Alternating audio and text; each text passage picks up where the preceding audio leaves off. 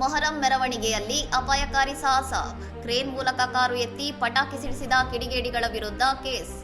ಮಧ್ಯಪ್ರದೇಶದ ಉಜ್ಜಯಿನಿ ಜಿಲ್ಲೆಯ ಬದ್ನಗರದಲ್ಲಿ ಮೊಹರಂ ಮೆರವಣಿಗೆಯ ವೇಳೆ ಕ್ರೇನ್ ಮೂಲಕ ಕಾರೊಂದನ್ನು 40 ಅಡಿ ಎತ್ತರಕ್ಕೆ ಏರಿಸಿ ಅದರೊಳಗೆ ಪಟಾಕಿಗಳನ್ನು ಸ್ಫೋಟಿಸಿ ಅಪಾಯಕಾರಿ ಸಾಹಸ ಪ್ರದರ್ಶಿಸಿದ ಘಟನೆ ನಡೆದಿದೆ.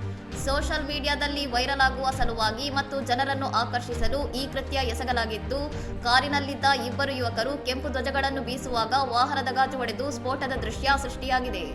ಘಟನೆಗೆ ಸಂಬಂಧಿಸಿದಂತೆ ಸಂಘಟಕರಾದ ಶೋಯೆಬ್ ಖಾನ್, ತಾಲಿಂ ಖಾನ್, ಜಾಹಿದ್ ಖಾನ್ ಮತ್ತು ಕ್ರೇನ್ ಮಾಲೀಕ ಗೋಪಾಲ್ ಮಾಲಿ ಸೇರಿದಂತೆ ಹಲವರ ವಿರುದ್ಧ ಎಫ್ಐಆರ್ ದಾಖಲಿಸಲಾಗಿದೆ. ಪೊಲೀಸರ ಪ್ರಕಾರ ವಾಹನದೊಳಗೆ ರಾಕೆಟ್ ಶೈಲಿಯ ಪಟಾಕಿಗಳನ್ನು ಇಡಲಾಗಿತ್ತು. ಅನಿಲ ಸಂಗ್ರಹದಿಂದಾಗಿ ಪಟಾಕಿಗಳು ವೇಗವಾಗಿ ಸಿಡಿದು ಸ್ಫೋಟದ ಪರಿಣಾಮ ಉಂಟಾಗಿದೆ. ಕೇವಲ ಮೆರವಣಿಗೆಗೆ ಮಾತ್ರ ಅನುಮತಿ ನೀಡಲಾಗಿತ್ತು. ಆದರೆ ಇಂತಹ ಸಾಹಸಗಳಿಗೆ ಯಾವುದೇ ಅವಕಾಶ ನೀಡಿರಲಿಲ್ಲ ಎಂದು ಎಎಸ್ಪಿ ಕರಣ್-ದೀಪ್ ಸಿಂಗ್ ಸ್ಪಷ್ಟಪಡಿಸಿದ್ದಾರೆ. ಇನ್ಸ್ಟಾಗ್ರಾಂನಂತಹ ಸಾಮಾಜಿಕ ಮಾಧ್ಯಮಗಳಲ್ಲಿ ವೈರಲ್ ಕಂಟೆಂಟ್ ಸೃಷ್ಟಿಸುವ ಸಲುವಾಗಿ ಸ್ಥಳೀಯ ಅಖಾಡಗಳ ನಡುವೆ ನಡೆಯುತ್ತಿರುವ ಇಂತಹ ಅಪಾಯಕಾರಿ ಸ್ಪರ್ಧೆಗಳು ಸಾರ್ವಜನಿಕರ ಜೀವಕ್ಕೆ ಕುತ್ತು ತರುತ್ತಿವೆ. ಅದೃಷ್ಟವಶಾತ್ ಈ ಘಟನೆಯಲ್ಲಿ ಯಾವುದೇ ಸಾವು-ನೋವುಗಳು ಸಂಭವಿಸಿಲ್ಲ. ಆದರೆ ನೂರಾರು ಜನರು ಸೇರಿದ್ದ ಸ್ಥಳದಲ್ಲಿ ಇಂತಹ ಅಜಾಗರೂಕತೆಯು ದೊಡ್ಡ ದುರಂತಕ್ಕೆ ದಾರಿ ಮಾಡಿಕೊಡಬಹುದಿತ್ತು ಎಂದು ಪೊಲೀಸರು ಕಳವಳ ವ್ಯಕ್ತಪಡಿಸಿದ್ದು, ತನಿಖೆಯನ್ನು ಚುರುಕುಗೊಳಿಸಿದ್ದಾರೆ. ಇನ್ನಷ್ಟು ಸುದ್ದಿಗಳಿಗಾಗಿ ನೋಡ್ತಾ ಇರಿ ಸೌರಂ ಟಿವಿ.